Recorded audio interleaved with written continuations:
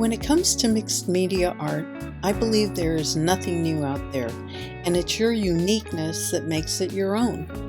And yes, this is me talking. I'm kind of working backwards here, first by showing you the third, but not last, revision of my journal spread.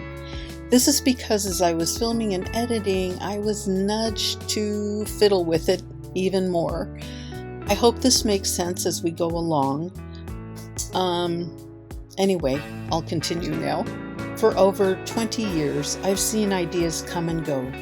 Something may be new to you, but I would bet it's been done before. I also think that ideas float freely until someone grabs it and does something with that idea.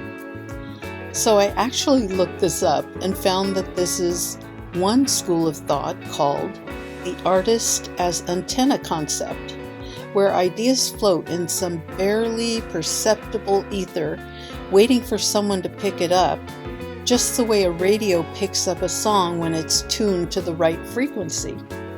I found that so interesting and validating as well. We're so lucky to be living in a time where everyone is happy to share, teach, and freely encourage one another. I can recall stories of when people held on to their ideas and resources out of fear that others would steal their work and copy everything they do. I even knew of a teacher who had people sign a non-disclosure. To me, that just went too far. You might have a different opinion, and that's perfectly fine. I'm not here to change your mind. I just wanted to share this concept with you and kind of do a test run to support that theory. So stick with me and I'll show you what I mean.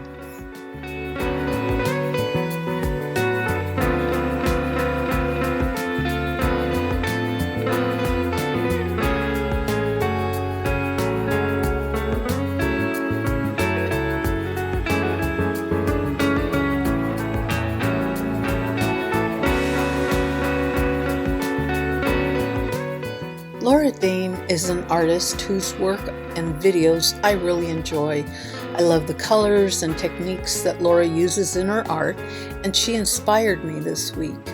I've listed her video link below. I watched it when it was first released, and then again just before starting. If you've already watched it, you must be scratching your head, and that's my point. While I wasn't out to copy it, I did want to try my hand at her process.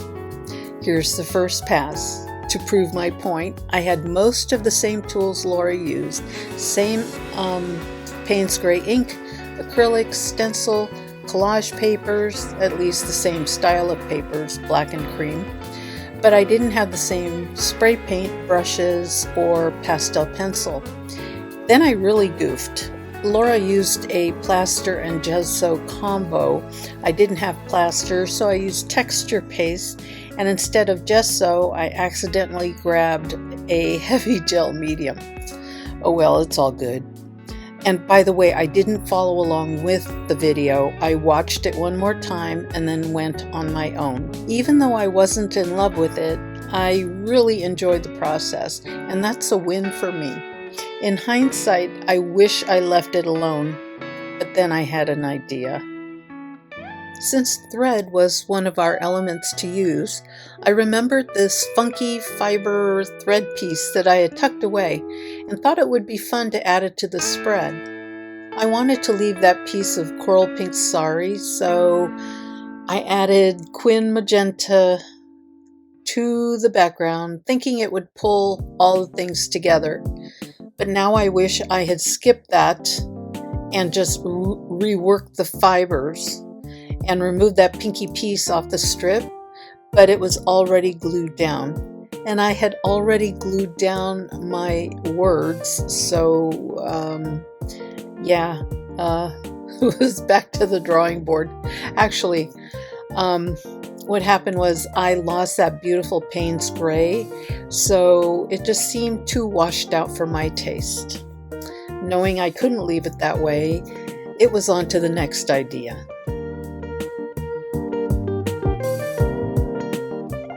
So let's run through what I did next. First, I snipped off half of that pink sari tidbit, and that really helped.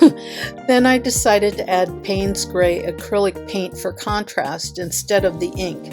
I don't know why. Come to think of it, that would have been a better choice, right? I added more hash marks with a Stabilo all pencil and mixed up a shade of coral pink, adding little patches and splatters, and now I feel there's enough contrast going on. I would have liked to have had more definition in terms of color blocking, and it's definitely something I'd like to practice. Goals, right? I don't dislike it, and I can see little areas that I do love. It serves as a good reminder to just go for it and embrace it for what it is. Well, that's it for week 1 of ideas. I want to thank you for watching, and I can't wait to see what everyone comes up with this week for the season of ideas. Until then, take care, and I'll see you next week. Bye, everyone.